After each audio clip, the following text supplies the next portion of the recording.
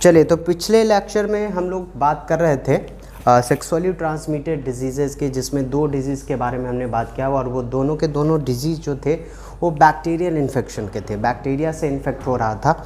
और एसटीडी यानी sexually transmitted diseases जितने भी पढ़ेंगे हम, सारे के सारे डिजीज़ेज़ जो भी हैं वो ऑब्वियस सी बात है सेक्सुअली ट्रांसमिशन तो होना ही होता है। लेकिन उसके अलावा भी मैंने कहा था कि जैसे ये ब्लड के ट्रांसफ्यूज़न से होता है, मदर टू फीटस जाता है, या इन्फेक्टेड सर्जिकल आइटम्स या निडल्स, उसके थ्रू भी इसका इन्फेक्शन होता है। इसी में दो और डिजीज़ के बारे में अभी हम बात करते हैं, जिसमें सबसे पहले है हेपेटाइटिस बी।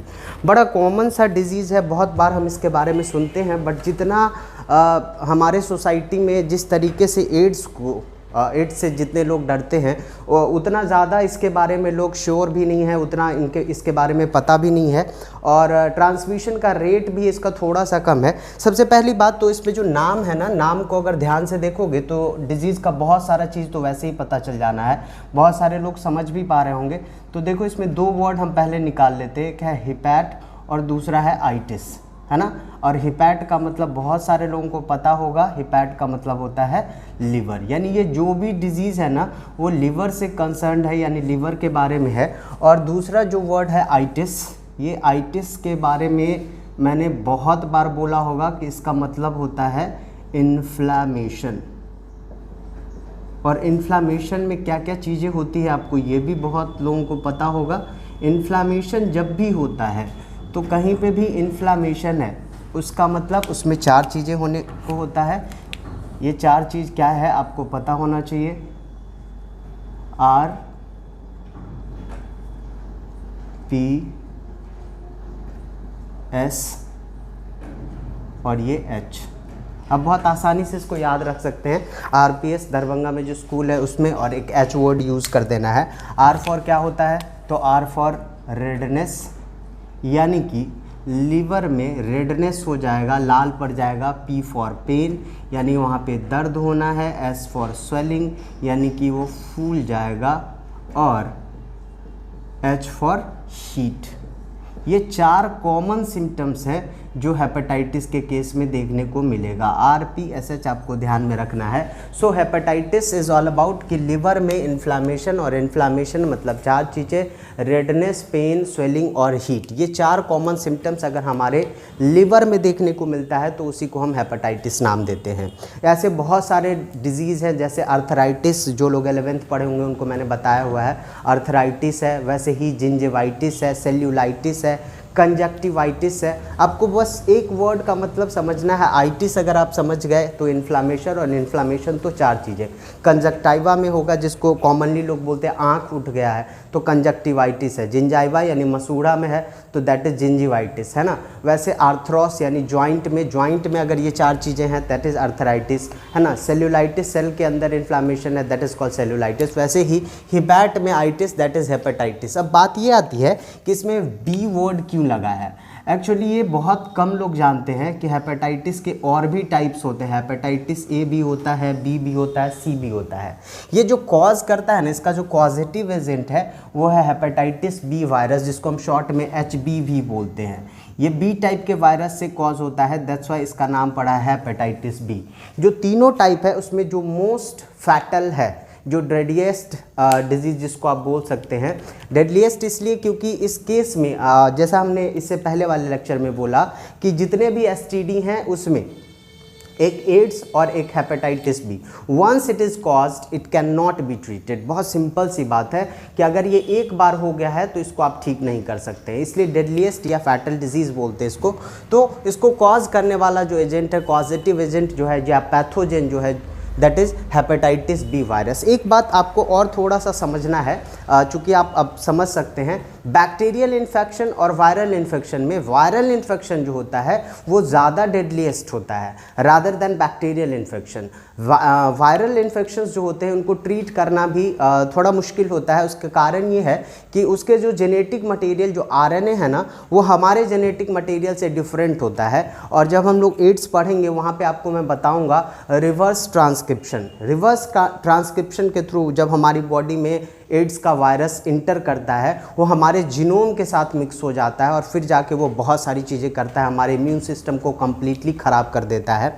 अभी आप कोरोना के टेस्ट में आप सुनते होंगे RT-PCR, हम लोग RT यानी रिवर्स ट्रांसक्रिप्शन, इस प्रोसेस को भी चैप्टर नंबर 6 में पढ़ेंगे, रिवर्स ट्रांसक्रिप्शन होता क्या है। और PCR ये भी हमें पढ़ना है, पॉलीमरेज चेन रिएक्शन।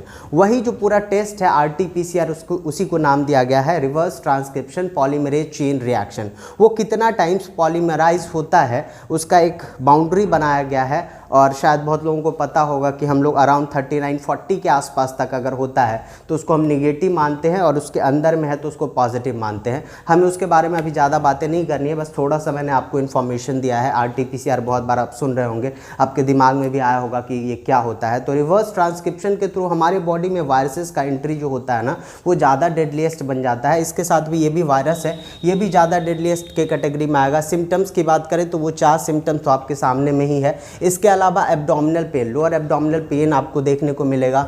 यूरिनेशन जो हो जाता है वो डार्क यूरिन इंसान पास करना शुरू करता है। लीवर फेल्योर होगा, ऑब्वियस सी बात है, लीवर हमारे बॉडी का बड़ा स्पेशल ऑर्गन है और मैं हमेशा कहता हूँ कि जितने भी स्पेशल ऑर्गन है, चाहे वो लिवर हो, किडनी हो, हमारा हार्ट हो, लंग्स हो, इसके जो सेल्स होते हैं ना बड़े स्पेशल सेल्स होते हैं।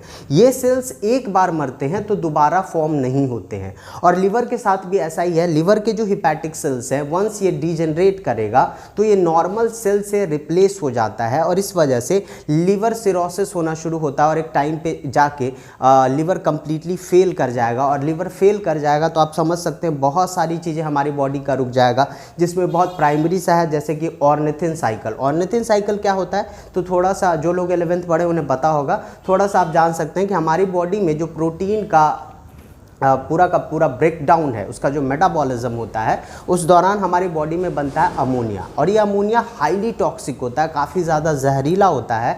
हमारा लिवर क्या करता है, ऑर्निथिन साइकिल चला के उस अमोनिया को बदल देता है यूरिया में। यूरिया थोड़ा सा कम टॉक्सिक होता है और फिर हम अपनी बॉडी से यूरिया को थ्रू द यूरिन एलिमिनेट कर देते हैं। अब सोचो अगर लिवर फेल कर जाएगा तो हमारी बॉडी का ऑर्निथिन साइकिल रुक जाएगा और अगर ऑर्निथिन साइकिल रुक गया तो ऑब्वियस सी बात है हमारी बॉडी में अमोनिया का एक्यूमुलेशन हो जाएगा, बॉडी में टॉक्सिसिटी हो जाएगी, इंसान का मौत हो सकता है।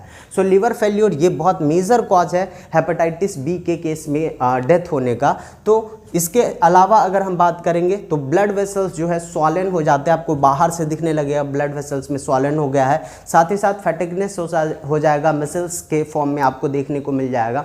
तो ये सारे कुछ कॉमन सिम्टम्स है जिसके बिहाफ पे इसको पहचाना जाता है। ट्रांसमिशन की बात करेंगे, चूंकि ये STD है तो अनप्रोटेक्टेड वेजाइनल या ओरल या एनल सेक्स के थ्रू, अनप्रोटेक्टेड सेक्स के थ्रू ये ट्रांसमिट होता है। इन्फेक्टेड बॉडी फ्लूइड्स, आपने मान लीजिए ब्लड ट्रांसफ्यूज़न करवाया, वो ब्लड जो था वो पहले से किसी ऐसे पर्सन का था जिसको हेपेटाइटिस बी है, तो जिसमें भी जाएगा उसको भी ये ट्रांसमिट करेगा। इसके अलावा मदर टू फीटस जा सकता है या इन्फेक्टेड सर्जिकल आइटम्स या नेडल्स के थ्रू भी ये इन्फेक्ट हो सकता है। STD के बारे में एक बात जो हमेशा आपके दिमाग में रखना है कि ऐसा नहीं है, जब हम लोग एड्स पढ़ेंगे भी तो मैं बताऊंगा 0.8 to 1%, बहुत ज़्यादा मतलब 1% ही केसेस ऐसे हैं एड्स के केस में जो सेक्सुअली ट्रांसमिटेड होते हैं। इसके अलावा इसके ट्रांसमिशन के बहुत ज़्यादा जो अलग अलग तरीके का इसका ट्रांसमिशन है वो अलग है, लेकिन हमारी सोसाइटी की सोच है कि STD है मतलब सेक्सुअली ट्रांसमिशन ही हुआ होगा, ऐसा नहीं है। तो यहाँ पे भी अनप्रोटेक्टेड सेक्स के अलावा इन्फेक्टेड बॉडी फ्लूइड्स इसके थ्रू ट्रांसमिशन होगा। ट्रीटमेंट में एक बात जो ध्यान में रखना है वो ये कि once cause it can not be treated, अगर एक बार हो गया तो आप इसको पूरी तरीके से ठीक नहीं कर सकते हैं। सो इससे बचने का उपाय क्या है, हमारे पास आज की डेट में हेपेटाइटिस बी के लिए वैक्सीन है। आप वैक्सीन लेंगे, जैसे अभी आप सुनते होंगे कोरोना के लिए वैक्सीन आ गया है, हेपेटाइटिस बी के लिए वैक्सीन है वो 100% ऑथेंटिक है। जब भी अभी जो कोरोना के लिए वैक्सीन आया है वो हमारे